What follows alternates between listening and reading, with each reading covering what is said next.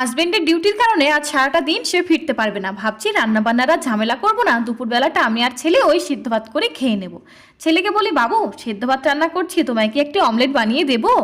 চোখ মুখ লাল করে বলে ওঠে, না মাম্মা, তুমি আমায় একদম ভালোবাসো না। বাবাই চোনাকে তুমি ভালো ভালো রান্না করে দাও, আর আমার বেলায় সেদ্ধ ভাত খাবো না, আমি যাও কাটতি। আমি তো এই কথা শুনে হতবাক হয়ে যাই। বেশ কিছুক্ষণ হয়ে দাঁড়িয়ে থাকি। বাবু রাগ করো না, বলো কি খাবে? না মাম্মা, আমি খাবোই না। বাবাই ছোনা বালি থাকলে তুমি কত কিছু রান্না করো, আর না থাকলে তুমি সেদ্ধ ভাত করো। আমার জন্য কি ভালো কিছু রান্না করতে পারলো না? হ্যাঁ, কিন্তু রান্না করে তো আমরা তিনজনেই খাই, বাবাই সোনাকে তো আর একা দিই না। তবে আজ তুমি রান্না করছো না কেন?